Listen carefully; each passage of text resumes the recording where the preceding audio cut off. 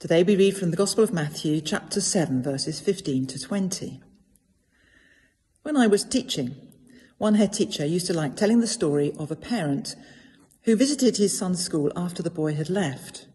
It was an expensive school.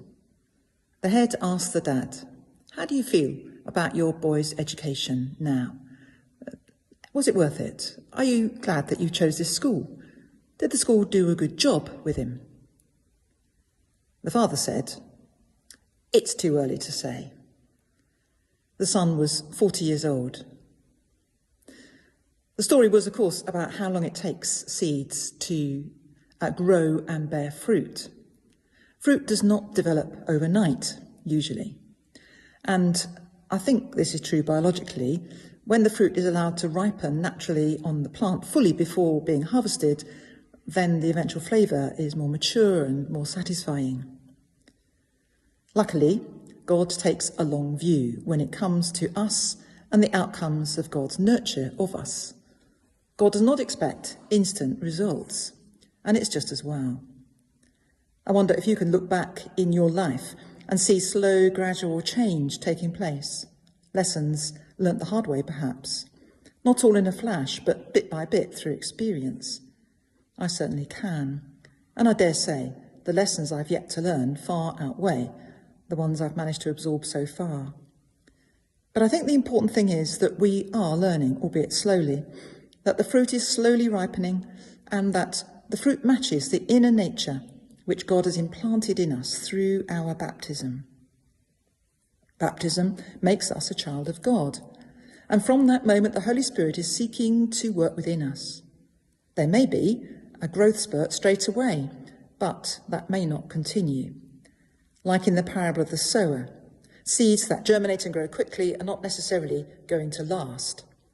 The invisible growth underground is important first, the development of roots to sustain us. And without those roots and their ability to draw up moisture and nourishment, the plant will never mature enough to produce its fruit. So a great deal needs to happen invisibly first. Or we could think of the fetus in the womb growing invisibly and laying down so many of the basics of the person who will develop later. When the fruit does appear, though, it reveals the nature of the whole plant, just as Jesus' parable said.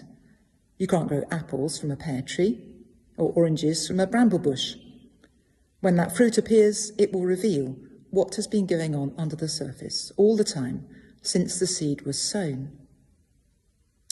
Jesus didn't specify here what kind of fruit God might be looking for, but we have a handy list in Paul's letter to the Galatians. The fruits of the Spirit, he wrote, are love, joy, peace, patience, kindness, goodness, faithfulness, gentleness, and self-control. These are the qualities of character which the Holy Spirit seeks to nurture in us, because they reflect the character of God and therefore of Jesus. They are the family characteristics, if you like, which, as the baptised children of God, we ought to resemble. The good fruit, grown from the good tree, where the inside matches the outside. Well, I don't know about you, but I come back to being thankful that God takes that long view. The day I can tick off all that list as achieved, or any of them really, feels unlikely to come in this life. But it's an aspiration, and at least it means we can never be complacent. God will look for those fruits in my life and in yours. What will he find?